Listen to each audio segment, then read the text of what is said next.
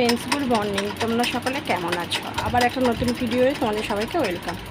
তো চলো, এখন বাজে ঘড়িতে ঠিক 10টা বাজে 5 মিনিট বাকি। তো আমি এবার সকালবেলা ঘরের সমস্ত কাজগুলো কমপ্লিট করি, ছেলে আবার স্কুল যাবে। তো চলো তুলবো বিছানা। বুঝতে পারছো কি গরম? তো চলো, তো দেখো ছেলেকে নিয়ে বেরিয়ে পড়লাম স্কুলে। তো আকাশটা ভালোই ছিল, রোদ। তো চলো ভিডিওটা দেখতে থাকো, স্কিপ করবে না। ভালো লাগলে হচ্ছে লাইক, কমেন্ট, শেয়ার, চ্যানেলটা সাবস্ক্রাইব করতে ভুলো না। তো ছেলেকে নিয়ে বেরিয়ে পড়লাম, ছেলেকে দিয়ে চলে এলাম মায়ের বাড়ি। মা বলেছিল তো বাজার এনে দিতে, তো বাজার এনে দিলাম। তারপরে মা করেছিল পায়েস, তো সেটাই খাচ্ছিলাম। খেতে খেতে তোমার সাথে মানে বকছিলাম। যাই হোক, ওই ভিডিওটা মুভ করে দিয়েছি যাতে মা ওই জন্য বলছে যে তাহলে জন্মদিনে আর পায়েস করবো না, পায়েসটা করে দিলাম। তো তারপর দেখো পায়েসটা কিন্তু খেতে খুব ভালো হয়েছিল। মানে যে যে খেয়েছে সবাই বলেছে ভালো হয়েছে। তো দেখো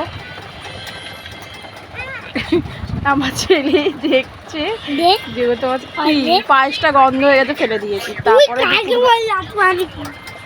তারপর দেখো দুপুরবেলা খাবার আনতে গেছিলাম, স্নান টান কমপ্লিট করে। তো মা বলছিল আসবি, এসে তরকারিটা নিয়ে যাবি।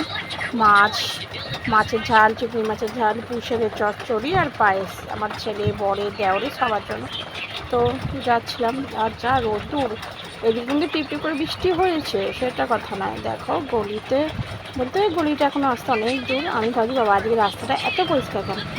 তারপর দেখো মায়ের বাড়িতে নিয়ে এসে ঘরে খাবার রেখে আবার বেরিয়ে পড়ে ছেলেকে আনতে।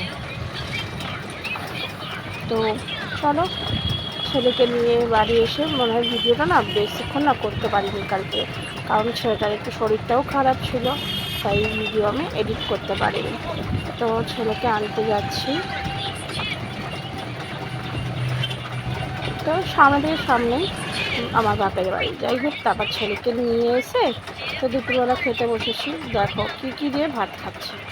ভাত, ডাঁটা, আলু, বড়ি তরকারি, চিংড়ি মাছের কারি আর মাছের মাথা। যেহেতু আমি মাছের মাথাটা খেতে ভালোবাসি, তাই মা বলি মাছের মাথাটা নিয়ে ছড়িয়ে তুই খেয়ে নিবি। আর দেখো তারপরে গেছিলাম সন্ধ্যায় একটু মসজিদে ছেলেকে ঝাড়াতে। ছেলেটার না একটু হাওয়া লেগে গেছিলো। তো ভিডিওটা এইটুকু। ভালো লাগলে লাইক, কমেন্ট, চ্যানেলটা সাবস্ক্রাইব করতে